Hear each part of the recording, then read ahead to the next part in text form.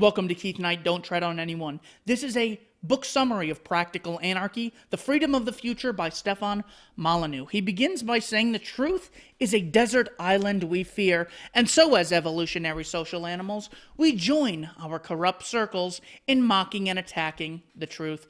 In other words, in our attempt to seek the truth, we are often blinded by the desire to be liked, to be popular. People want to hang around us, people want to trade with us, etc. He says, it is impossible for any single man or group of men to ever design or predict all the details of any society. So when you put forth an idea, theft is wrong, slavery is wrong, women should have the right to own property, men should not be drafted against their will, the response of, well, if men shouldn't be drafted and have to engage in forced labor, then what are the men going to do in their free time? That is not a valid response to the claim that you don't have the right to engage in forced labor. The methods that free men and women invent and use to solve social problems cannot reasonably be predicted in advance, and finding every conceivable fault with any and all such possible predictions is arguing against a mere theoretical possibility which is both futile and ridiculous. If we don't give the Catholic Church the right to decide who gets to marry who are people going to marry? What happens if they get divorced? What if there's violence in relationships? What if it leads to death? What if it leads to depression and people commit suicide and our society's in flames? Look, all of that stuff can happen, but none of it justifies one group of people forcing other people, other consenting adults, to do something against their will. You simply don't have that right, whether the name of your group is the Congress group, or the Scientology group, or the Catholic Church group, or the military group. The same principle applies. So saying, well, you tell me who is going to marry who, if the state doesn't forcibly tell us who we can and can't marry for what reason. It's not even worth bothering with the technicalities. What we have to do, he's saying, is engage in principled thought about what the future may or may not hold. He says, it is still worth reviewing some possible solutions to social organization that do not involve the monopolistic use of the state, meaning the state is a monopoly on initiating violence. For example, the state has a recognized right to coerce any group under its supposed jurisdiction, while at the same time, no group has the right to coerce the state. Hey, government, we voted the other day, and you have to lower our taxes, and you have to stop regulating us, and you have to stop invading countries and killing civilians, and you have to stop kidnapping people for victimless so-called crimes. And we voted, so you now have to follow that rule. That never happens, but the opposite always happens. Government votes, and if you don't follow it, they put you in a cage and shoot you if you resist. That is the monopoly that Molyneux is referring to here. Also, every single aspect of, well, if we have a free society, how would, and two people get in a fight and they go to a court, and what if the judge is corrupt? What do you do there? Well, heavens, it's like, yeah, of course, that is an absolute possibility. But you know what else that applies to? Government. What if there's a corrupt judge and there's a government? It's worse because you can't opt out of funding them. What if there's anarchy or a libertarian society and one group just like starts murdering people? Yeah, that is an absolute terrible thing, and we need to find any peaceful, voluntary means of funding an organization to forcibly resist them and engage in the right of defensive force against the aggressors. But that, obviously, the existence of a government doesn't automatically stop that from happening. All you have to know is that governments have engaged in mass murder historically. He says you do not need me to spell out how a stateless society can work in every detail, but rather to give you a framework. Also, this applies, of course, to government. I think government should run the education system. Okay, well, you're proposing a framework. If my response was, okay, who are the teachers going to be? What are they going to teach? How much are they going to get paid? How much is it going to cost per child? How much is the state going to give? How many absences until a child is in violation of the state's truancy laws?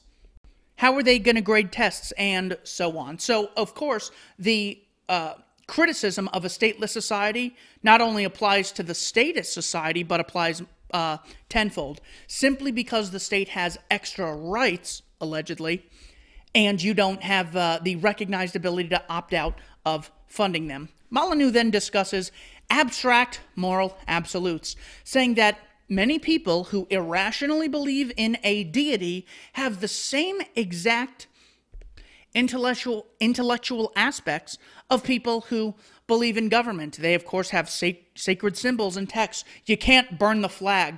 Hold on, excuse me, I need silence. I'm saluting this flag. I mean, it's no different than people who irrationally just believe whatever the Bible says, or the Quran, or the Book of Mormon. I do it because the Bible tells me to. Well, that's irrational. I do it because a group of legislators wrote words down on paper. That is equally irrational. Both statists and religious believers engage in the belief of deities. They have crusades, they have mystic rituals, they have churches, they have common prayers where they pledge their allegiance to a group of people and take oaths to follow orders, even when the orders would be obviously immoral if any other group or organization gave the orders. They have temples and monuments, they have leadership, and they even have human sacrifice. You'll hear a lot of people say, I sacrifice my life for my country, I risk my life for my country. And that is their justification. They won't even get into whether or not Iraq or Afghanistan or Vietnam or whatever crusade the state is engaged in this week. They won't even go into the details of why it was. In fact, they'll actually classify the details, so they can just leave it up to your imagination. I promise you it was for the greater good, but if Bradley Manning actually tells you what's going on, well, we're going to cage him. Molyneux says it's important to differentiate what to think versus how to think. He says, as a philosopher, I am interested in teaching people how to think in a new way rather than giving them explicit answers to every conceivable problem. So the trivium method is I wouldn't say popular, it's popular in the underground way of processing information and being able to analyze data with an understanding of how humans operate and how the world works. A very blatant example of how people cannot think clearly is the myth of the gender wage gap. They say men earn more than women. Well, that doesn't account for the different jobs that they work. It also doesn't account for number of hours worked. Doesn't account for the fact that men take different courses and they major in different things. They tend to focus on engineering more. Women tend to focus on things like education, which happen to pay less. So yeah, of course you'd see the results being different. But when you have a populace under mind control, it's easy to say, look, an inequality, therefore oppression must exist. Oh, Jews earn more than whites, they must be oppressing us. Asians earn more than whites, this must be an Asian supremacy plot. Whites earn more than blacks, this is obviously because of racism or sexism. I've now thought about it for 5 seconds. That is the danger in telling people what to think versus teaching people how to think. Molyneux continues by discussing autopilot response, saying, government is not giving up any of its own control over the problems it so obviously cannot solve. If X is a problem, group Y takes money from B to solve X. And X is not solved. Why does Y continue to take money by force from B? Another way of saying that is, government gets to steal billions every single year to fund schools. This way we could have really smart people. And if by every metric the public is completely ignorant on economics, history, philosophy, morality, then obviously you haven't solved the problem of people being ignorant. So why we would continuously fund the same organization? I mean, I've been going to that restaurant for years. Now, granted, every time I pay them up front and they never bring me any food. But the problem is I need to give the restaurant more money. Okay, come on, obviously. So one thing that people automatically say is, there's a problem? Well, we obviously need to increase the amount of government. Government's kept us safe. They need to keep us safe more by having more funding for the police and military. Oh my God, we've been attacked. We need to increase funding for both the police and military. People are smart. This is why we need to fund public schools. People are dumb. See, I told you we weren't giving enough money to public schools. under every single circumstance. The result is increase the amount of regulation the state imposes. Molyneux continues by saying 99% is sometimes not good enough, referring to minarchism, the belief in a small government that applies only to controlling courts, police, and military. Molyneux says, getting rid of 90% of government is moral, says the minarchist. Getting rid of the last 1%, utterly immoral. When you recognize government for what it is, a group of people that claim extra rights, all of which have the right to initiate violence against peaceful people, it is not that, well, we disagree on degree. It is you literally believe in a contradiction that is immoral.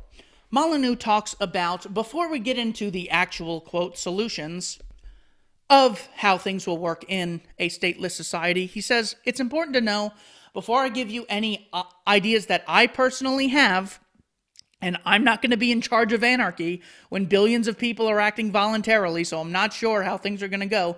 He says, it's important to know that there's no such thing as a solution. That is a word scientists often use when talking about a result. He says, we have to look at trade-offs, not just solutions. So the idea that, well, some people don't have health care, therefore the state should monopolize health care, and that is the solution.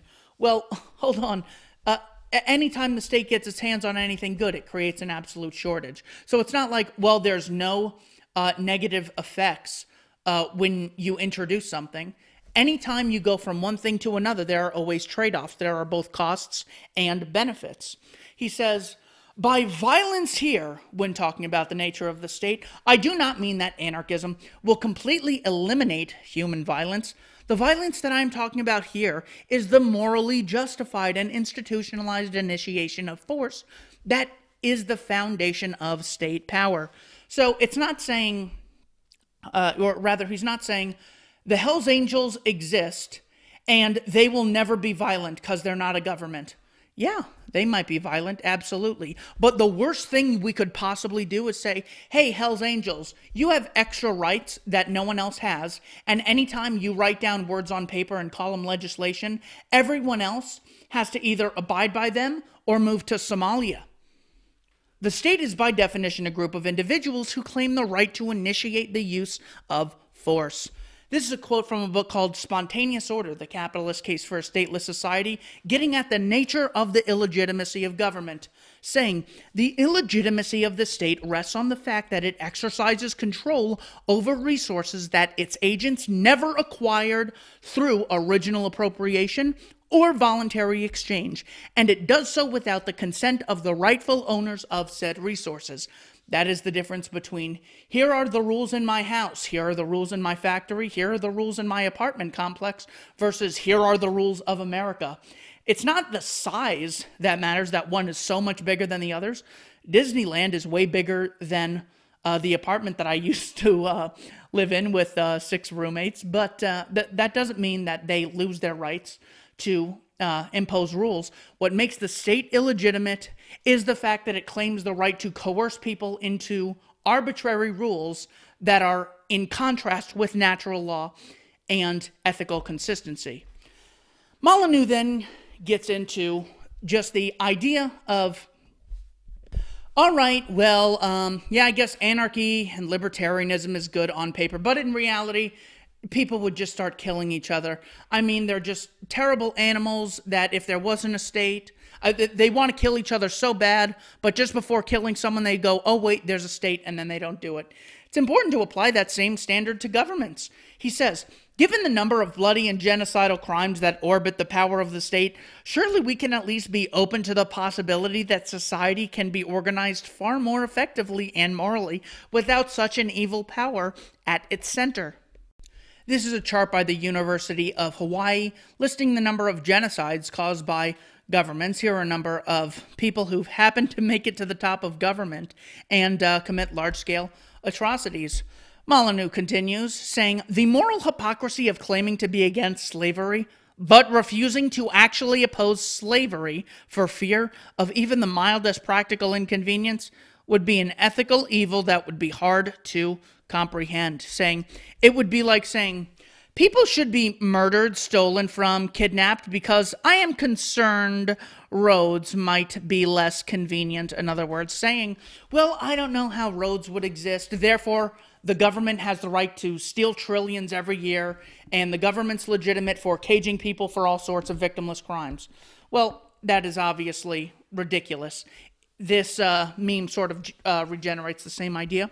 The abolitionists of the past were under no obligation to explain how society would work without slavery. If you think that comparing slavery to government is sort of a non sequitur, you just have to remember the history of atrocities that governments have committed, that it's actually worse to murder someone than to enslave them. If you enslave them, they could still enjoy some things in life. They could kill themselves and they can run away. I mean, it's still better than a lot of what governments have engaged in historically. The abolitionists of the present are under no such obligation either, both of which understand that slavery is wrong and has to end. Molyneux continues, saying, while it is clearly true that some people will end up losing out under anarchy, for example, the military-industrial complex Eisenhower and Smedley Butler warned us about, or people like Henry Kissinger, or people like Bush Sr., or Zbigniew Brzezinski, or Cass Sunstein. So the idea that, well, it's a perfect system, everyone just benefits, and it's completely irrational and in no one's interest for there to be a state. Well, no, there's a large interest that exists for some people to have more rights than other people. How could slavery have lasted, for millennia? Well, a lot of people don't want to admit that they've been tricked their entire life into believing something or legitimizing something that's immoral. And the people who hold the power will come up with any rationalization, whether they're someone who advises on foreign policy, a CIA director and president, a national security advisor, or just a pawn in the game who tries to create intellectual justification for violent domination, as Cass Sunstein does. Molyneux continues, saying, it is the evil and corrupt who will lose the most, just as priests lose out in an atheistic society. Molyneux then addresses the argument from Apocalypse, saying, using some examples first, if we accept Darwinism, we'll treat each other like apes and then kill each other. Now, the problem with someone who would say that is not that it's false or Darwinism is absolutely true. The problem with that statement is it doesn't address whether or not Darwinism is true or false and a reasonable justification for believing so. If we accept abolitionism, think of all the terrible things. I think there were 4 million slaves in the South in the 1860s. We're going to let the state's going to allow, of course, 4 million people with no education who don't know how to read or write. You're just going to unown them all of a sudden? Well, aren't they going to be stupid and violent? And don't we need a state because people are stupid and violent? We can't unleash these stupid, violent people into just the world. They need to be taken care of. They need to have guaranteed housing and guaranteed health care. Hey, they kind of have that already. Let's keep things the way they are. If we accept atheism, well, people won't believe in God. And, some people will believe in different deities and they'll go to war and there's going to be mass death. So, yeah, we can't have that either. None of those things, terrible things, will result if X occurs or if X is true, doesn't address the underlying concern of whether or not Darwinism is true, abolitionism is moral, or atheism is true. He says, since very few people wish to appear either foolish or evil, they tend to back down in the face of this argument. Ayn Rand referred to it as the argument from intimidation, portraying any idea as having disapproval instead of actually engaging with it intellectually.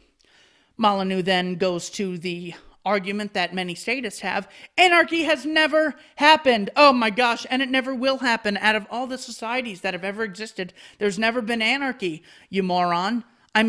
How can you support anything? If it was such a good idea, it would have happened already. This is what is referred to as the fallacy of non-anticipation, which consists of supposing that everything worth doing or saying has already been done or said. Any new idea is rejected on the grounds that if it were any good, it would already be part of current wisdom. Proposals are rejected because they have not been anticipated.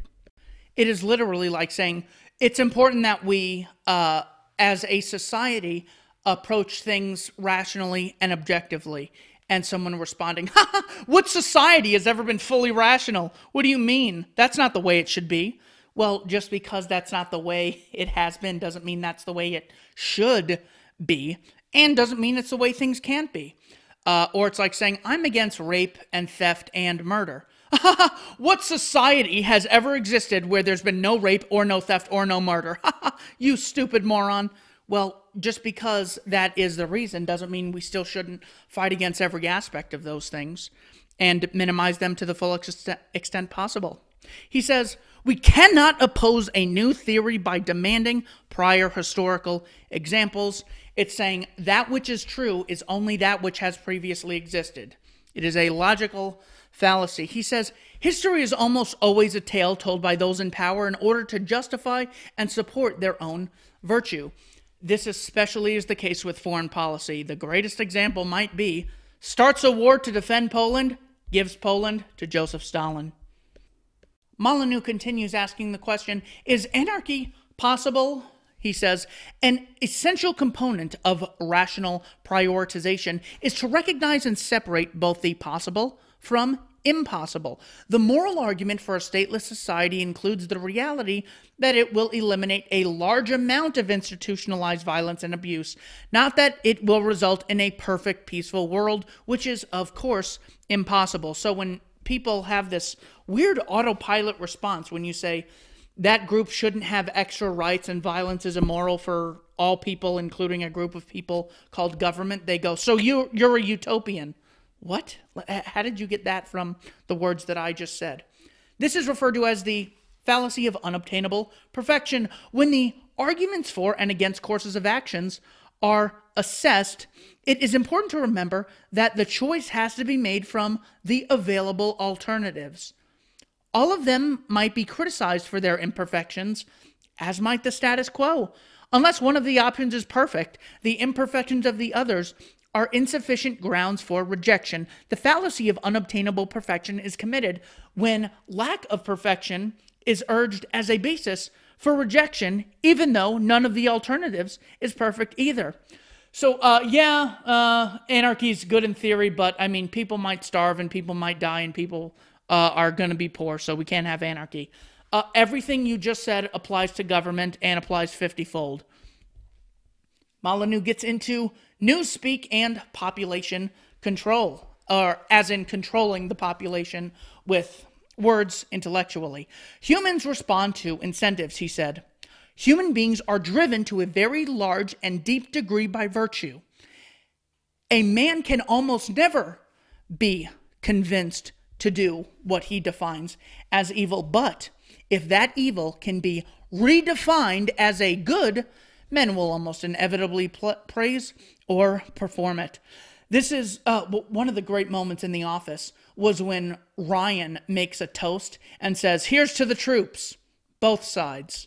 The joke being that everything most people say about the troops, well, they sacrificed their lives, put their lives on the line, it's so risky they might die, that literally applies to both sides. So what happens is the state tries to get you to believe in double standards. When we, the state, do it, well, we're freedom fighters. When they do it, it's terrorism. When we kidnap people for victimless drug crimes, we are protecting society. If anyone does anything irrational or immoral towards another, they're a threat to civilization and they must too be caged. Well, we have to have some consistent ideas of how to operate here. We can't just have double standards and pretend we're existing rationally. Imagine someone saying, "I oppose rape, but support the rapists." That is literally like saying, "I oppose the war, but support the troops."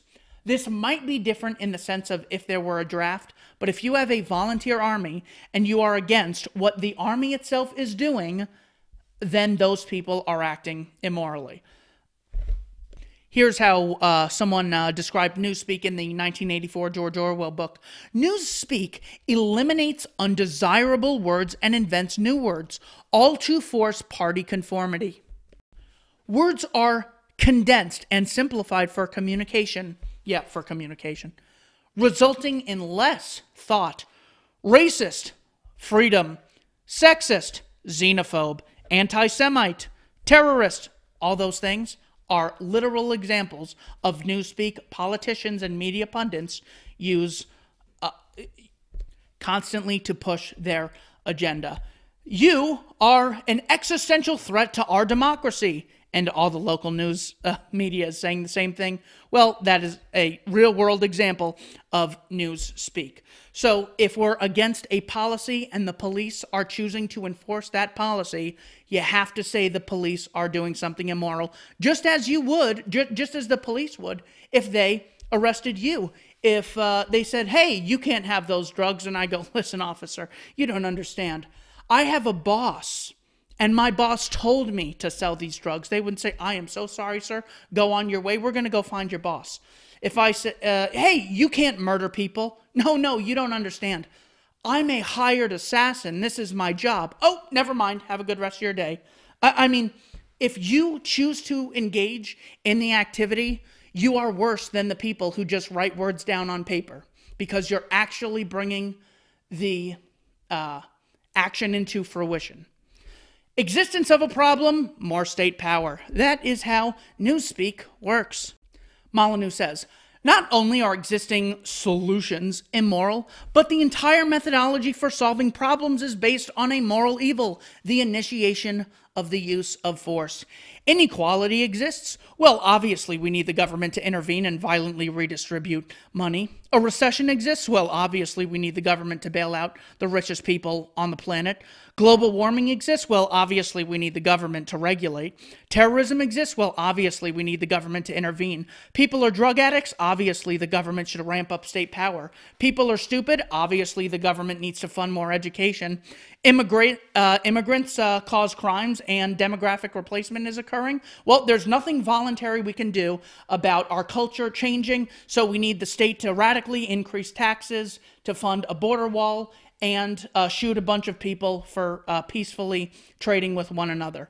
It's so, the likelihood of all those problems, the best solution being to give the same group of people more money and more power, is so slim, and it's inherently immoral. But that's how newspeak gets people under mind control, so you can control the population. He says statists will often bring up concerns about the helpless and dependent in society.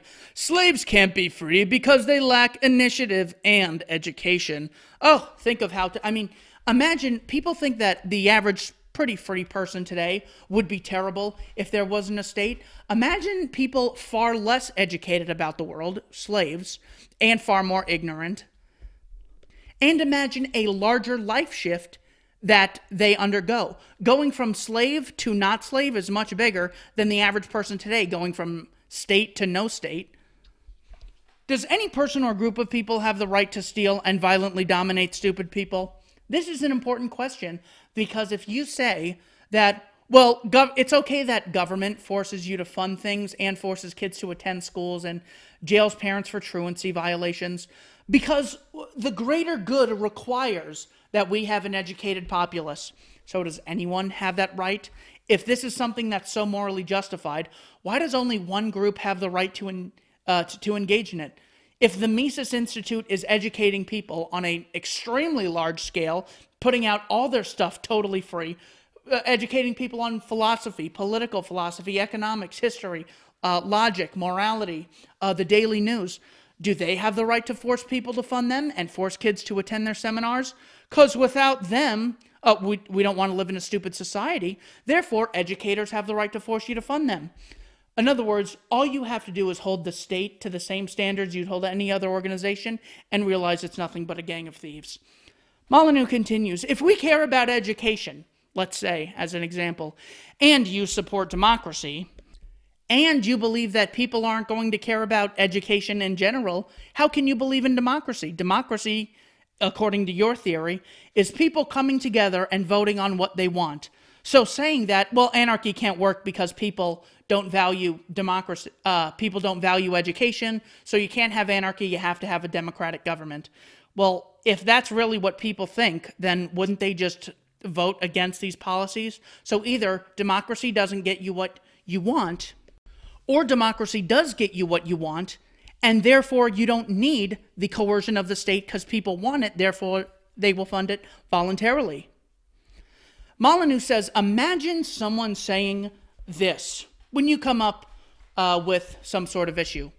I've come up with the perfect solution to our problem. What we're going to do, see, is pick two of us, give them guns, and then those two are going to force the rest of us to do whatever they want for the next few years. And then we are going to perhaps pick two other people who will get those guns, and then they'll be able to force us to do whatever they want us to do for the next few years, and then we'll start all over again. That is a small-scale example of the logical progression of what every statist is literally saying. There's a problem. There's a food shortage. Instead of talking about how to increase food production and make sure we have free trade amongst people and have new innovative ideas, first thing we need to do is have a group of people. Let's just say this group X right here. They have extra rights and they get to violently impose their will on all others. Anyone not abiding by the current legislation that those two people write down will be put in a cage. That is literally what every statist is advocating when they advocate large-scale government, except it's far worse. Statism, the world's most popular and dangerous religion. Molyneux continues. This list can, of course, go on, but the basic reality is that when we look for statist solutions to problems that we face in our own lives, we never create a localized monopoly, arm it, and give it the right to take half our income at gunpoint, and then force us to obey its whims.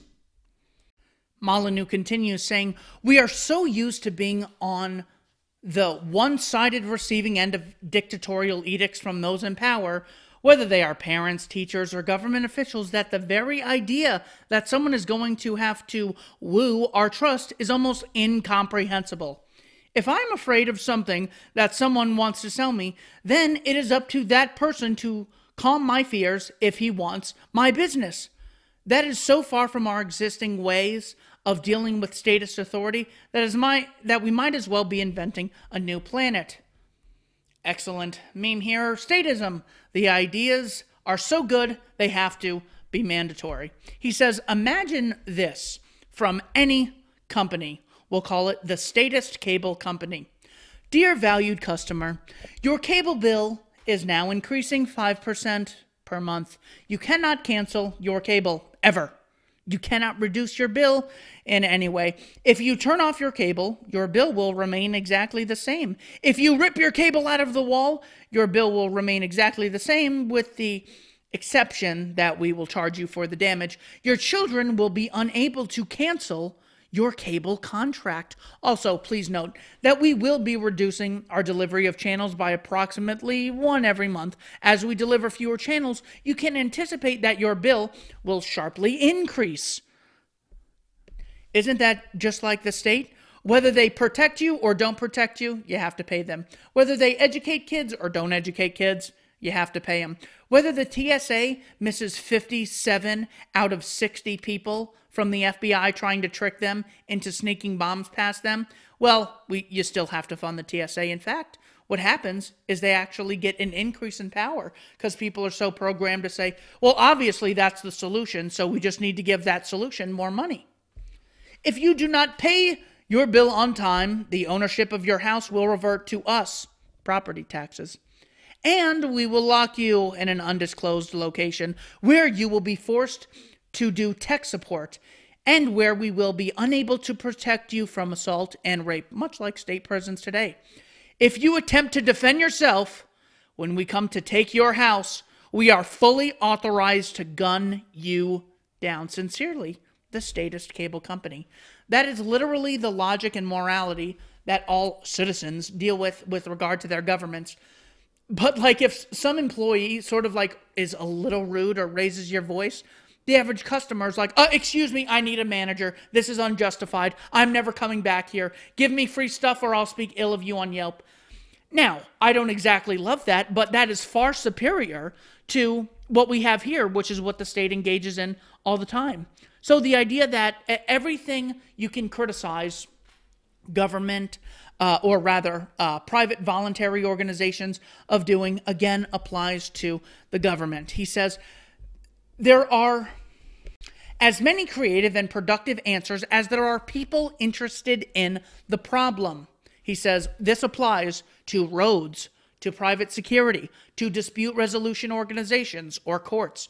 Books that go in depth are Private Governance by Edward Stringham, which is an excellent amount of research on the existence of private governance throughout history and today. Anarchy in the Law, which is a series of essays collected by Edward Stringham, who works at Oxford, I believe. The Production of Security by Gustave de Molinari. He basically came up with the example that every economist says monopolies are bad, and that if we have a monopoly, we'll get, on average, worse quality and a higher price than we otherwise would under free competition.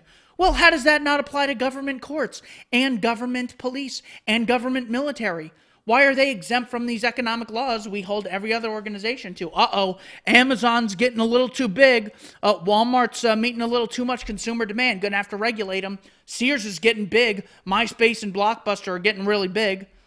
A great book on the privatization of roads is The Privatization of Roads and Highways by Walter Block.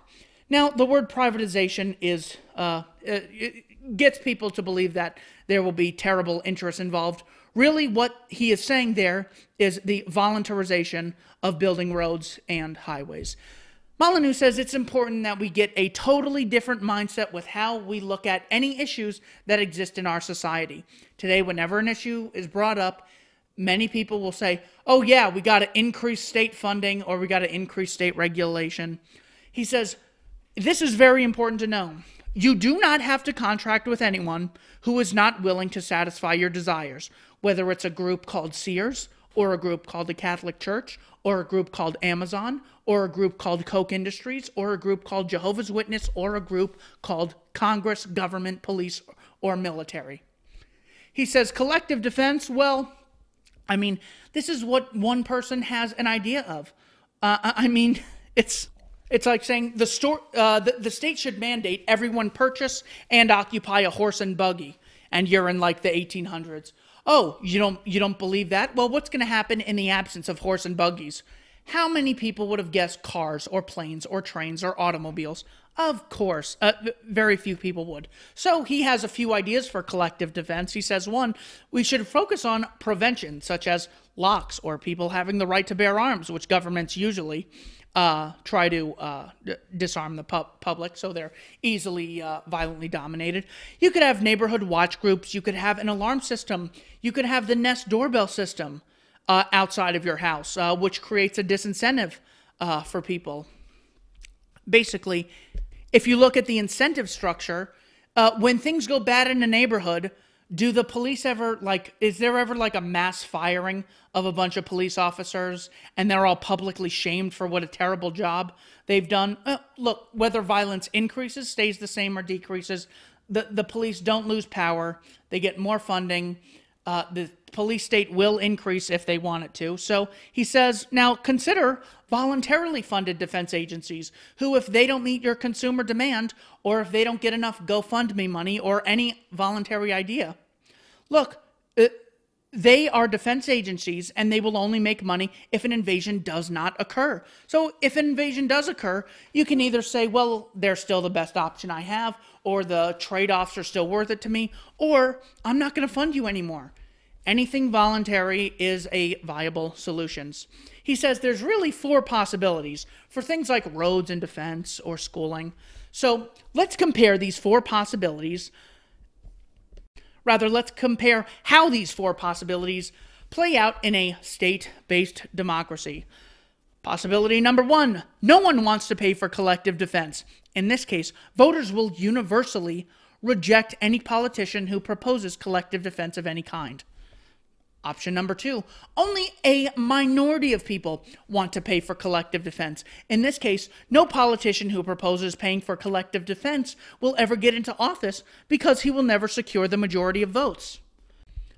Option number 3, the majority of people want to pay for collective defense. In this case, pro-defense politicians will be voted into office and spend tax money on defense. Option number 4, everyone wants to pay for collective defense. This achieves the same outcome as number 3. Well, what is important here is, look, if we look at these options, no one wants to pay for collective defense. If that is the reality, the existence of a state would not bring that into fruition. So therefore, you're left with the justification of libertarianism. Or what if only a minority of people want to pay for collective defense?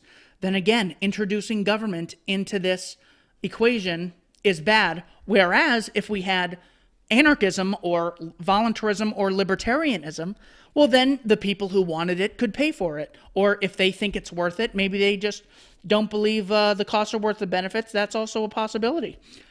The majority of people want to pay for collective defense.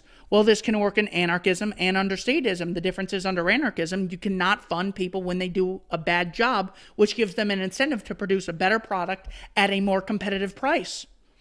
Or number 4, everyone wants to pay for collective defense. In that case, whether you have a state or no state, you will also have the existence of defense, except, same thing applies as in case number 3, except you have much less of a likelihood of people opting out of paying. Molyneux continues by saying, well, here are some real-world examples and some logical things that we could have as a result to the free rider problem or things that might exist in a state of anarchy. Number 1, people tip waiters and give to charity, even though they know that some people never do. Number 2, there is no reason why in a stateless society people should not have full knowledge of who has donated to collective defense. Agencies providing collective defense could easily issue a donor card, which certain shops or employers might ask to see before doing business. Names of donors could also be put on a website, easily searchable, creating social pressures to donate. Again, anything voluntary. Number 3, when the money required for collective defense is stripped from taxpayers at the point of a gun, a basic moral tenet and rational criterion is violated. Citizens institute collective defense in order to protect their property. It makes no sense whatsoever to create an agency to protect property rights, then invest that agency with the power to violate property rights at will. Number 4. When collective defense is paid for by the initiation of the use of force, there is no rational ceiling to costs and no incentive for efficiency, thus ensuring that costs will escalate to the point where they become unsustainable, causing a collapse of the economic system and leaving the country vulnerable. Molyneux says, well, if we're so scared of, governments invading us, if we ourselves, a society, some organization, does not have a government, well, let's consider the two farms analogy, as Molyneux calls it. Thus, we can see that the act of invading a neighboring territory is primarily motivated by the desire to take over an existing productive system. If that productive system is not in place, then the motivation for invasion evaporates. A car thief will never steal a rusted old jalopy that is sitting up on bricks in an abandoned lot, but rather will attempt to steal a car that is in good condition. In other words, incentives matter. An invading country can be very certain that if it breaks through another government's military defenses, it will then not face any significant resistance from the existing citizenry. That again goes back to monopolies are bad. We can't just have one organization controlling something. Therefore, we need antitrust laws. Well, then why would you want a monopoly on defense? Once another country gets through the defense of that government, which is most likely inefficient, and spends money recklessly, has no incentive for efficiency, except when it comes to certain aspects of violently dominating others, well, then they rule the country, don't they? A stated society can be considered akin to an egg. If you break through the shell, there is no second line of defense inside. Invading governments are well aware that the existing laws against the proliferation of weapons in the country they are invading. Thus, they are guaranteed to be facing a virtually disarmed citizenry as long as they can break through the military defenses. So let's say you get in the mind of an evil psychopath. What would I rather have? A group of people who, when I invade, I know who the people are that I have to conquer, the current military and military personnel and the politicians. Or if I enter a geographical area, no one in that area will recognize my legitimacy to rule them. Therefore, all other people will treat me as an average criminal and treat me in the same way they would, say, the mafia. If they tried taking over their town, they'd recognize the right to shoot back and protect their property. In other words, far from, well, we need collective security, it actually weakens the security of a country to have a government that disarms the public and builds some inefficient monopoly as far as securing the country's land and the people's rights. Also, this criticism applies to governments. What if there's anarchy and we get invaded? Then you'll be proved wrong. Okay, have countries with governments ever been invaded and taken over? Of course, the same thing applies. In other words, he only has one enemy to overcome and destroy, which is the Polish government's military, in his example. If we can overcome that single line of defense, he gains control over billions of dollars of existing tax revenues every single year, and a ready-made army and its equipment. However, where is his army supposed to go once he crosses the border? There is no capital in a stateless society, no seat of government, no existing system of tax collection and citizen control, no centralized authority that can be seized and taken over. It would be akin to saying, what if someone just puts a crown on their head and walks down a street and declares themselves king? Well, no one's going to recognize the legitimacy of that king because they haven't been brainwashed into believing any person who puts a plastic Burger King crown on their head is a king. Well, in an anarchist society where people hold the non-aggression principle consistently to all people and groups of people, the same thing applies. Any people claiming to have extra rights will be seen no differently as a person who puts a plastic crown on their head today saying, I rule this neighborhood. It would be exactly the same. In the above example of the two farms and the wilderness, this is the equivalent of, let me start that again. In the above example of the two farms and the wilderness, this is the equivalent not of Bob taking over Jim's farm, but rather of Bob heading into the wilderness and facing coyotes and bears and swamps and mosquitoes. There was no single enemy, no existing resources to take over, and nothing in particular to seize. Mark Passio has these two slides in his presentation on the Second Amendment and the right to bear arms, saying, if you have a militia or a standing army, it can be seen as having posts, and those posts are what you would have to infiltrate, say A, B, and C, let's call them. And if you knock down A, then you've knocked down 33% of the military. If you've knocked down A and B, now you're at 66%.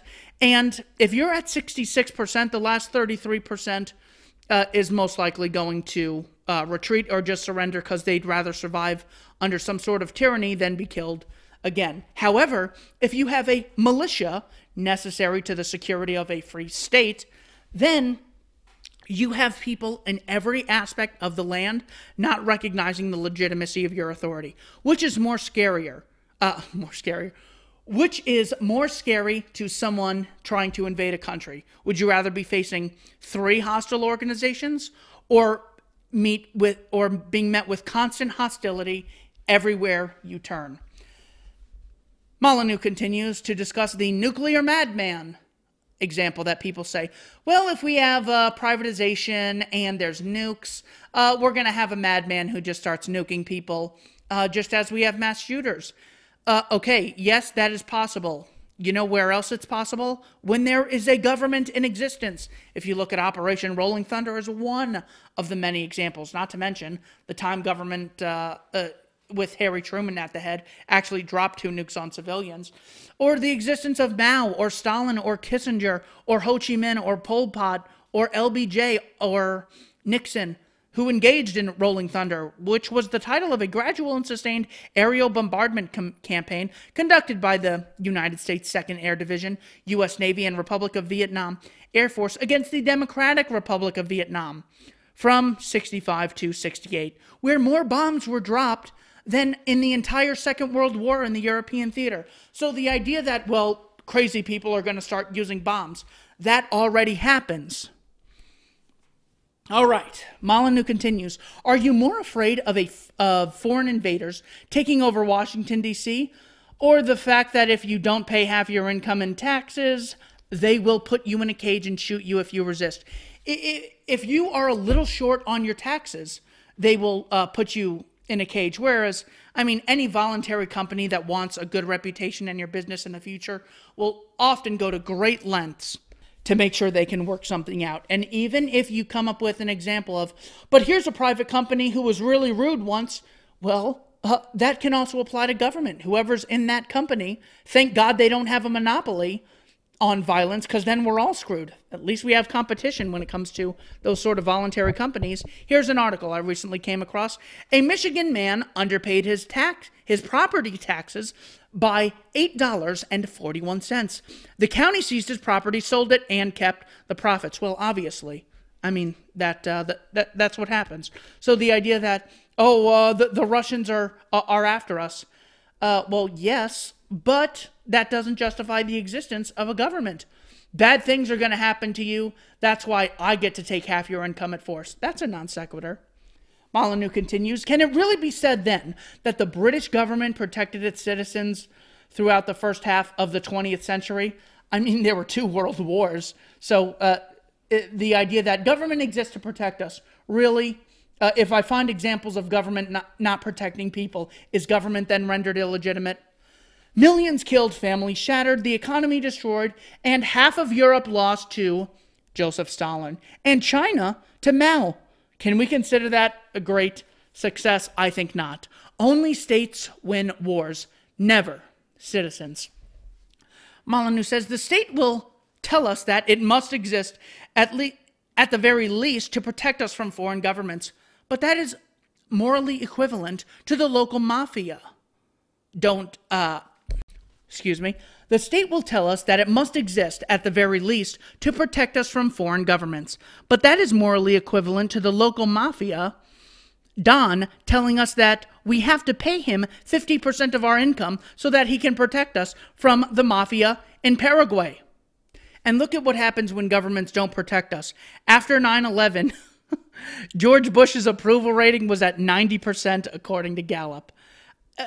After Pearl Harbor, FDR's approval rating radically increased, and he was elected overall 4 times. So no, the existence of a government does not keep you safe, and even when it doesn't keep you safe, its monopoly still requires you to fund it.